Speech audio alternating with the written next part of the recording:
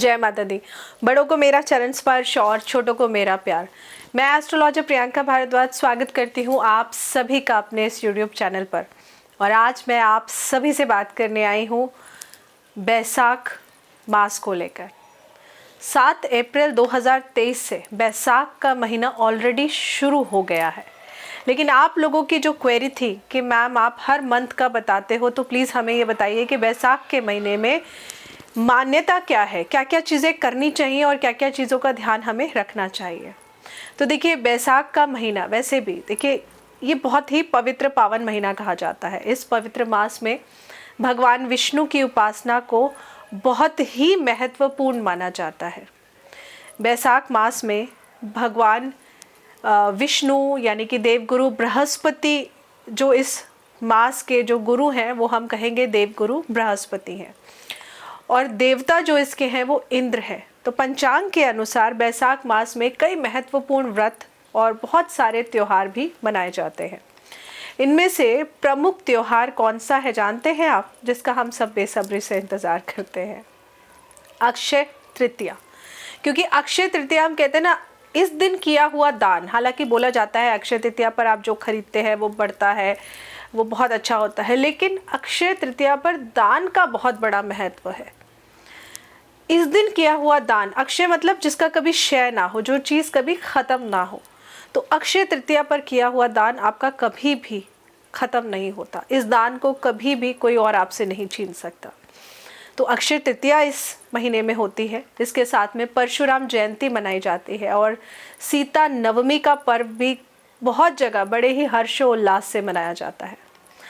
ऐसी मान्यता है कि बैसाख महीने में स्नान, दान, जप, तप, इन सब का बहुत ही विशेष महत्व माना जाता है।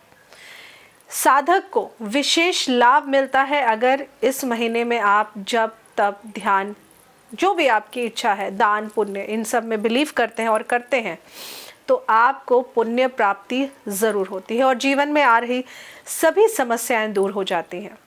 हमारे ज्योतिष शास्त्र में भी बैसाख महीने से जुड़े कुछ विशेष उपाय बताए गए हैं, जिनका पालन करने से व्यक्ति को बहुत ही लाभ मिलता है।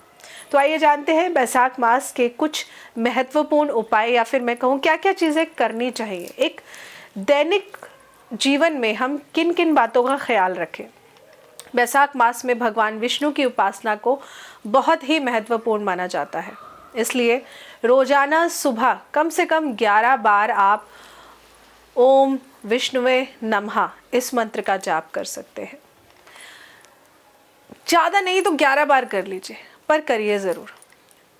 मान्यता ये भी है कि ऐसा करने से जीवन में आ रही सभी परेशानियां दूर होती हैं। इसके अलावा दूसरा मंत्र जो आप एक जाप कर सकते हैं, ओम माधवाय नमः, आप इसका भी जाप कर सकते हैं। ये बहुत ही छोटे से मंत्र हैं, लेकिन आप इस महीने अगर कुछ नहीं कर सके तो ये सुबह नियम से अपने घर के मंदिर में बैठ के या अपने घर के पास के मंदिर में जाकर इसका जाप करिए। बैसाख मास में ज़रूरतमंद लोगों को जल, गुड़, सत्तू, सफ़ेद तिल, काले तिल, इन सब का दान करना साधक को विशेष लाभ की प्राप्ति कराता है। लेकिन अगर आप किसी भी व्यक्ति को दान कर रहे हैं तो आपको पता होना चाहिए कि आपके जन्म कुंडली के अनुसार वो ग्रह अच्छा है या ख़राब है। लेकिन किसी भी प्रकार का दान आप किसी भी धर्म स्थान में कर सकते हैं, किसी भी सूरत में, चाहे वो ग्रह अच्छा हो या ख़राब हो। अच्छा है तो भी आप किसी मंदिर में या देवालय, देव स्थान पर दान कर सकते हैं, उसमें आपको अपनी जन्म कुंडली की कोई आवश्यकता नहीं है। लेकिन किसी व्यक्ति विशेष को दान कर रहे हैं तो आपको पता होना चाहिए कि वो ग्रह आपका अच्छा है या ख़राब है। साथ ही में आप अपने पितृदोष से भी छुटकारा पा सकते हैं इस महीने उपाय कर कर, और सभी प्रकार के पापों से आप मुक्ति पा सकते हैं। इसीलिए आपने देखा है ना कि गंगा नदी में जाकर के लोग स्नान करना कितना पुण्य मानते हैं।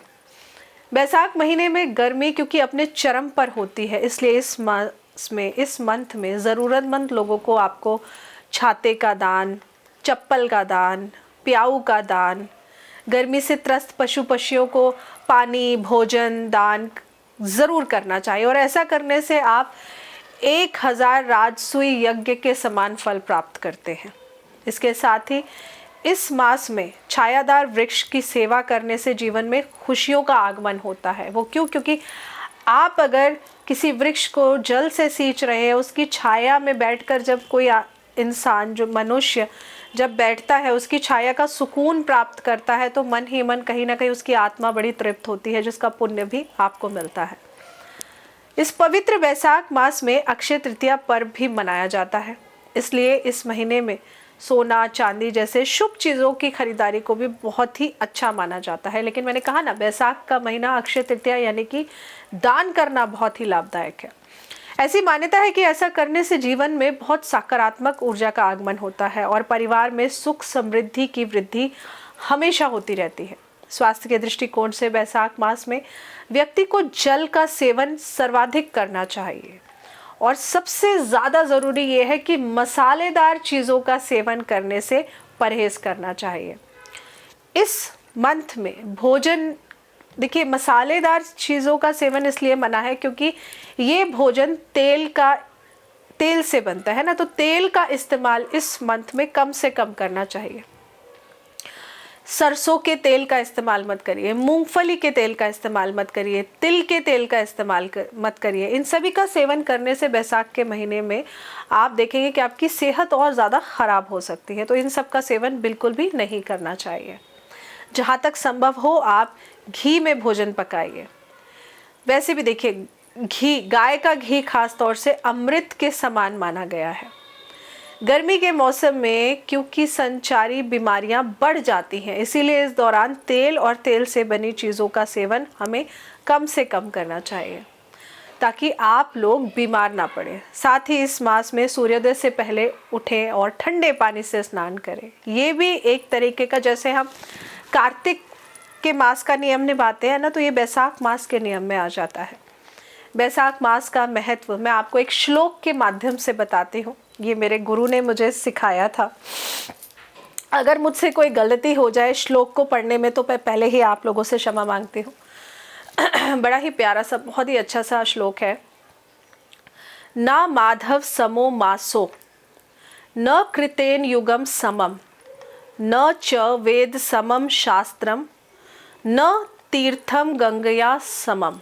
यानी कि इस श्लोक में वैशाख मास के महत्व को बताते हुए बहुत ही प्यारी सी चीज़ बताई गई है कि वैशाख का समान कोई महीना नहीं है, वेदों के समान कोई शास्त्र नहीं है और गंगा के समान कोई तीर्थ नहीं है। वेद और पुराण में बताया गया है कि वैशाख का जो महीना है उसमें किए गए धार्मिक कार्यों से व्यक्ति को मनचाही इच्छा की पूर्ति का आशीर्वाद मिल जाता है। तो जुड़े रहिए हमारे चैनल के साथ, बताऊंगी वो सारे खास अचूक उपाय जिन्हें करने से आप अपनी ज़िंदगी को बेहतर बना सकते हैं। इस वैशाख के महीने में क्या क्या खास कर सकते हैं, और जैसा कि मैंने कहा कि गंगा स्नान से बढ़कर कोई स्नान नहीं है, तो इस वैशाख के महीने में कोशिश करिए, बच्चों की समर वेकेशन हो जाएंगी तो कुछ नहीं तो हरिद्वार जाकर एक बार कम से कम गंगा जी में 3, 5, 7 डुबकी तो मार के देखिए। उन डुबकियों में आपके कष्ट भी गंगा जी में समाहित हो जाएंगे। आशा करती हूँ आपको जानकारी अच्छी लगी होगी। जानकारी अच्छी लगी हो तो वीडियो को लाइक करना बिल्कुल मत भूलिएगा। नीचे कमेंट्स में जय माता दी ज़रूर लिखिए, क्योंकि आप लोग जो जय माता दी लिखते हैं ना, माता रानी का हाजिरी लगाते हैं, माता रानी का जयकारा बोलते हैं तो माता रानी की हाजिरी लग रही है। और आप में से जितने लोग जय माता दी लिखते हैं, आप जानते हैं मैं लाइव से जब भी लाइव आती हूँ मैं कोशिश करती हूँ कि मैं आप लोगों के क्वेरीज ज़रूर ले सकूँ। लेकिन आप सभी से एक छोटी सी विनती करूँगी, आप सब लोग अपॉइंटमेंट के लिए नीचे स्क्रीन पर दिए हुए नंबर पर कनेक्ट कर सकते हैं, लेकिन अपॉइंटमेंट पेड अपॉइंटमेंट है। मैं फ्री में सेशंस नहीं लेती, मैं फ्री में अपॉइंटमेंट नहीं लेती हूँ। ये मैं आप सबको इसलिए बता रही हूँ क्योंकि आप में से काफ़ी लोग फ़ोन करते हैं और बोलते हैं कि हमें तो ऐसे ही बात करनी है। तो देखिए, आपके भी समय, आपका समय बहुत कीमती है, मेरा भी समय बहुत कीमती है। मैं जन्म कुंडली अध्ययन करती हूँ, मैं जन्म कुंडली देखकर उपाय बताती हूँ, तो मैं फ्री सेशंस नहीं लेती हूँ। फ्री में मैं जो भी उपाय बताती हूँ यूट्यूब पे सभी के लिए है, वो सिर्फ किसी एक के लिए नहीं है, वो सभी के लिए है। तो अगर आप अपनी जन्म कुंडली दिखाना चाहते हैं, उसके चार्जेस हैं, उसके पैसे हैं, उसको आप जो स्क्रीन पर नंबर दिया है वहाँ आप कॉल या व्हाट्सएप करके चार्जेस जान सकते हैं और अपनी अपॉइंटमेंट बुक कर सकते हैं। जय माता दी।